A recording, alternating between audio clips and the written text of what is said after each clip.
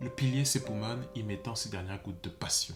Ce combat, il l'a mené envers et contre tout, quitte à laisser son bras et son cœur en échange d'une tonne de poison. Dans l'infini clair de lune, c'est par ces flammes démoniaques que la sœur sauvera les héros de la mort et ses amertumes. De prime abord, certainement une facilité scénaristique pour désamorcer une situation qui, à l'épisode précédent, était très critique. Mais, gardons l'œil ouvert, laissons-nous porter, et par la hauteur que nous offre la patience, peut-être se démystifiera le sens. Et il n'y a pas eu à attendre longtemps pour toucher du doigt la bonne interprétation. Et pour cela, l'anime a choisi de baisser un rythme lent et touchant. Fini les acrobaties, Zenitsu se réveille, et les jambes de Tanjiro semblent avoir amorcé leur crépuscule suite au souffle du soleil. L'ennemi se désagrège et est officiellement vaincu. Leurs coups, coupés par les sabres des pourfendeurs, le frère et la sœur s'invectivent. Et cette fois, c'est leur cœur qui se retrouve tranché par les mots, des mots chuchotés par la peur. C'est en tout cas ce que comprend Tanjiro, qui à défaut de leurs coups, s'échine cette fois comme un diable à sauver ce qui reste de cette relation frère et sœur. Gyutaro.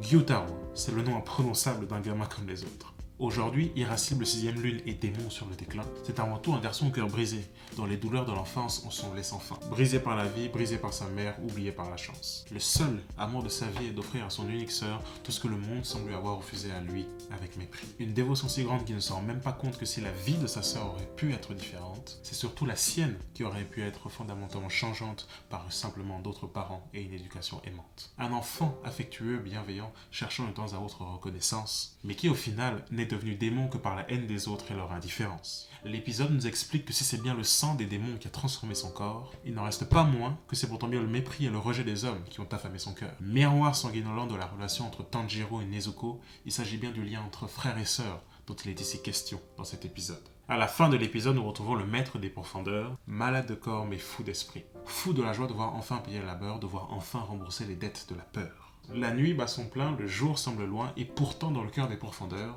après 100 ans de stagnation et de malheur, l'aube de la victoire semble enfin apporter de leur sabre et de leur fureur. Enfin bref, c'était Trafalgar pour l'épisode 11 de Demon Slayer. On se retrouve dans la prochaine room. Out.